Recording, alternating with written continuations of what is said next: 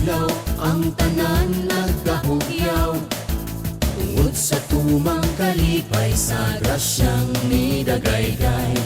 Magambahan kitang magsadya sa ulugon ba ang himaya, kay kinabuhing nilahot ay dinuyugan sa pagbuksay o pagsikay-sikay.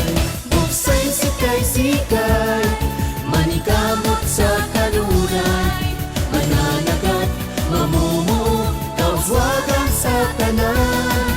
Buksay, sikay-sikay, manikamot sa kanunay, mag-uuma, ipatigayon, maglawig ang paglaom.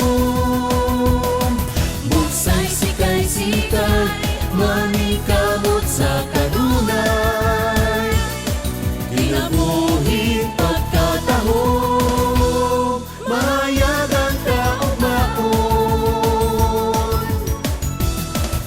Halaran ka ang langit sa mga huni o awit, bagay pasalamat sa kahit as-an iyahat. Ang pagkamahingang puon sa kanunay ipadayon, aron bisan sa pagsulay mo barog mubuksay ug musikay-sikay. Buksay, sikay-sikay, manikamot sa kanunay, mananagat, mamumuo, kauswagan sa tanan. Buksay, sikay-sikay, manikamot sa kanunay, mag-uuma, ipatigayon, maglawig ang paglaom. Buksay, sikay-sikay, manikamot sa kanunay, kinabuhing pagkatahong, mahayagan kaugmaon. Mga kaigsuunan, iparaiso atong animahan, mao kini ang ipanugon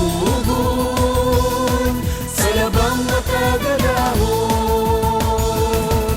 Buksay, sikay-sikay, manikamot sa kanunay, mananagat, mamumuo, kauswagan sa tanan. Buksay, sikay-sikay, manikamot sa kanunay, mag-uuma, ipatigayon, maglawig ang paglaom.